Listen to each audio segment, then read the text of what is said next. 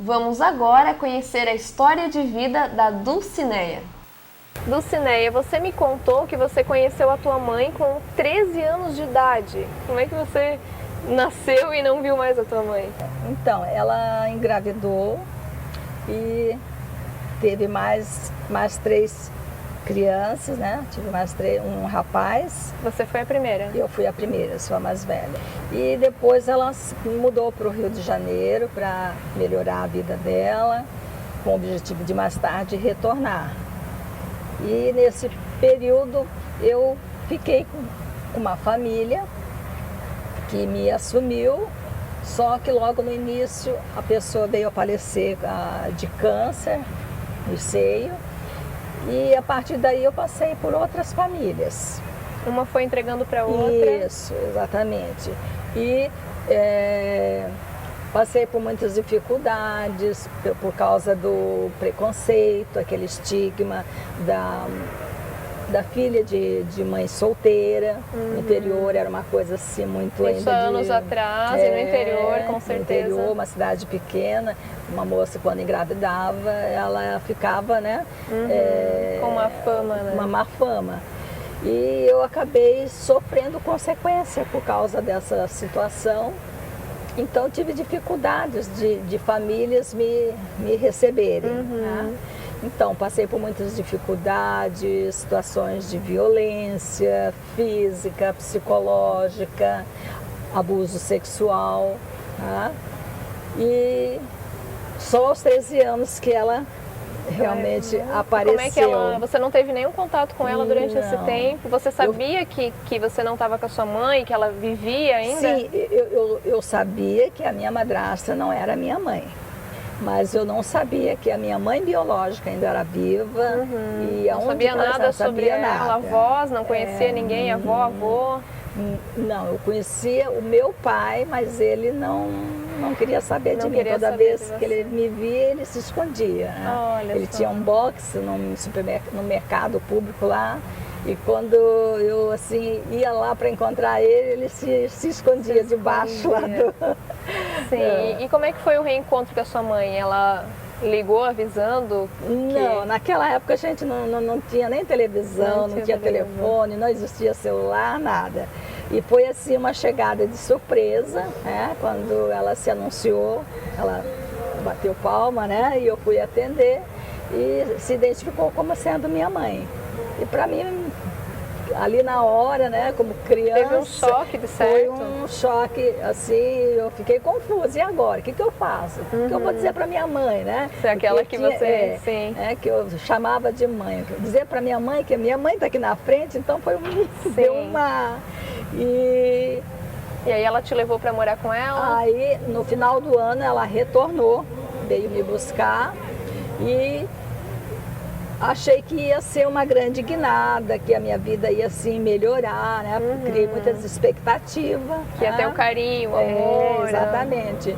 Só que quando eu me dei conta, foi só na hora que o trem começou a afastar da minha cidade, né? Que eu comecei a ver os telhados desaparecendo no horizonte, que caiu a minha ficha e eu me vi sentada do lado.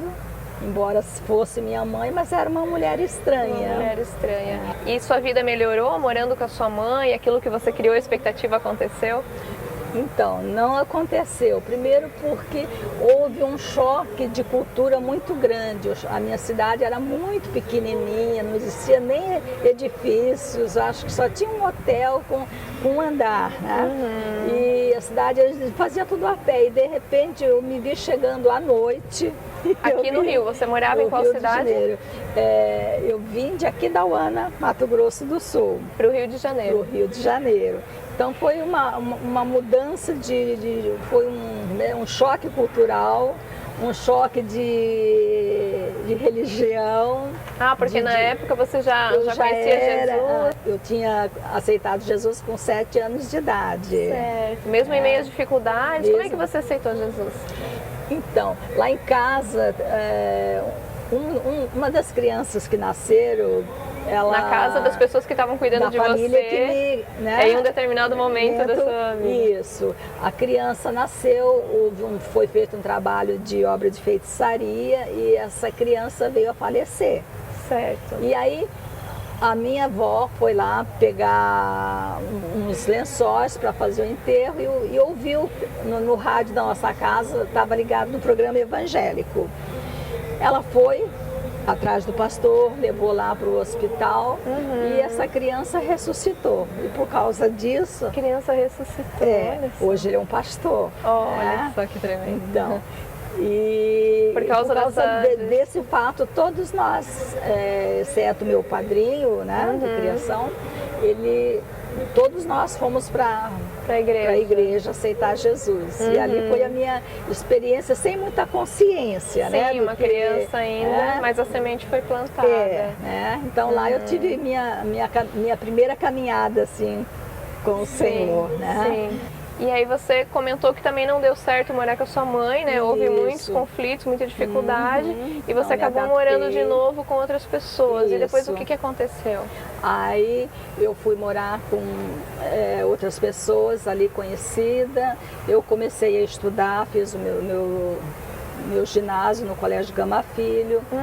Quem que pagava daí os seus estudos? Através de Bolsa Integral. Bolsa Integral. Conseguiu Bolsa Integral e ali eu terminei.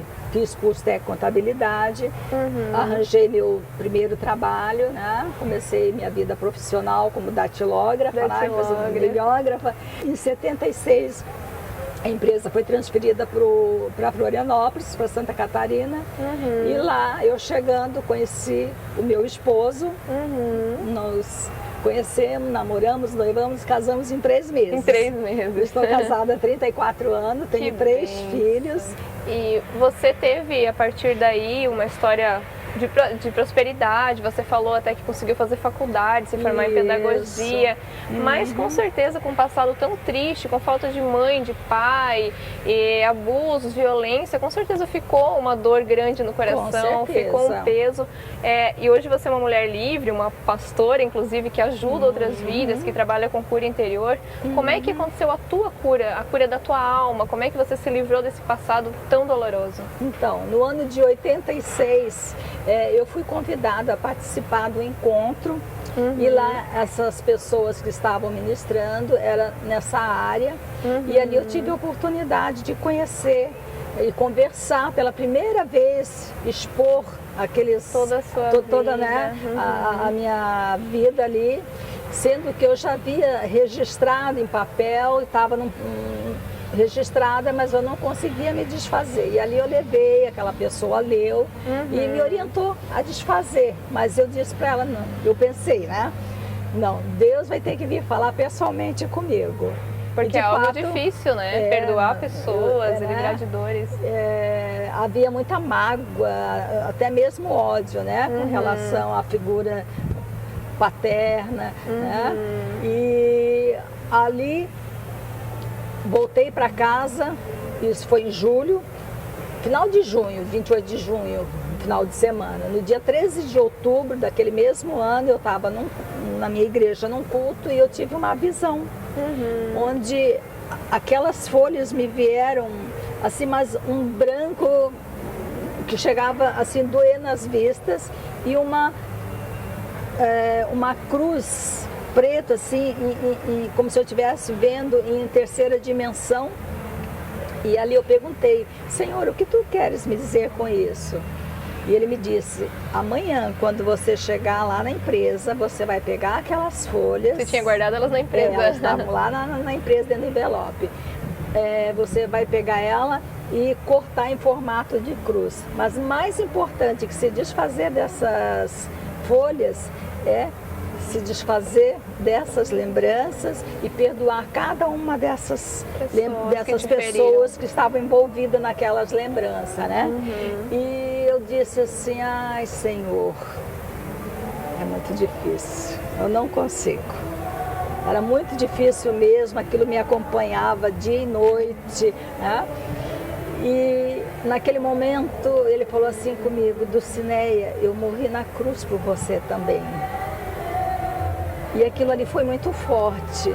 pela primeira vez, porque eu já estava acostumada, né? Fui sempre criada, sempre ouvindo que Jesus tinha morrido, mas era algo tão distante. E naquele momento, para mim, foi uma realidade. Eu me vi e me senti com peso, como se eu tivesse participado da morte de Cristo no dia no Calvário.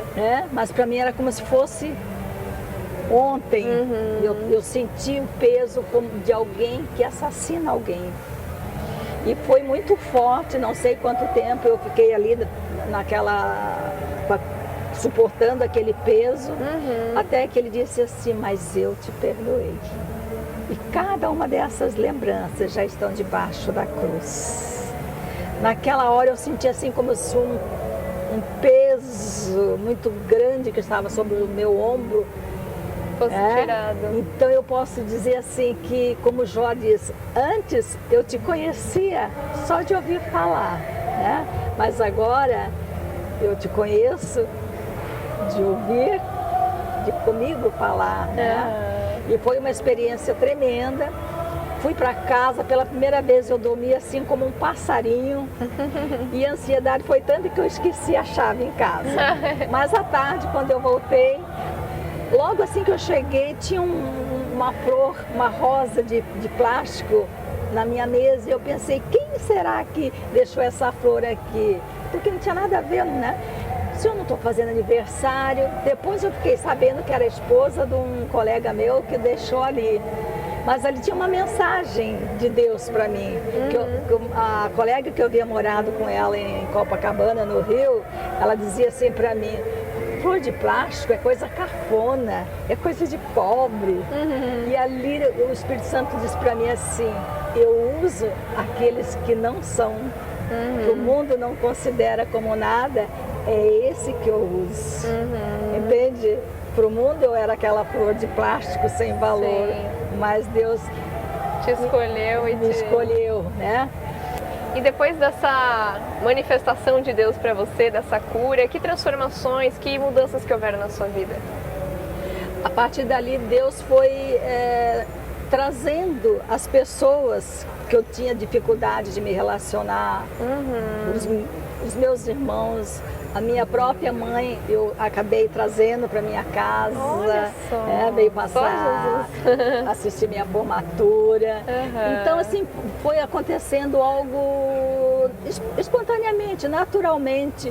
E Deus colocou assim que eu tinha que olhar para aquelas pessoas com misericórdia, né? Eu liberei perdão para o meu pai, liberei perdão para minha mãe. E isso aí foi a chave da minha cura. Deus fez algo lindo mesmo na sua vida. E como é que você chegou a ser pastora, missionária, hoje uma pregadora da Palavra de Deus? Como é que, a partir de quando que isso começou a se desenvolver, a crescer essa vontade dentro de você? Sempre trabalhando como intercessora ali dentro da igreja e sempre envolvida, eu já ajudava a minha pastora. Aí no ano de 2000 eu fui convidada para ser consagrada a pastora.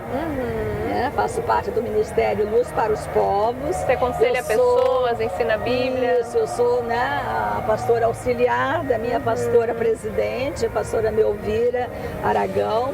E eu trabalho lá na área de cura interior e libertação. Então, tudo aquilo que eu passei lá foi uma escola para hoje eu poder estar ajudando e abençoando outras pessoas.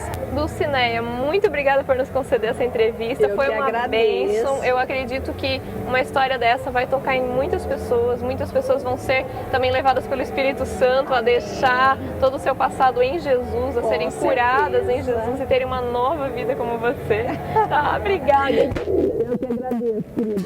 Se, assim como a Dulcineia, você também tem alguma ferida do passado, algo que te machuca, que esse testemunho sirva de esperança de que há algo muito melhor, de que existe uma cura em Deus. Então deixe o Espírito Santo te tocar, que Ele vai te tocando agora, te restaurando, te curando, te dando uma nova visão, uma nova perspectiva de vida. Creia que realmente Deus pode te tocar, pode te curar. Clame ao Senhor, se ajoelhe na frente da sua cama e comece a clamar pelo Deus Todo-Poderoso. Eu sei que Ele pode realmente te tocar, eu sei que Ele pode te curar.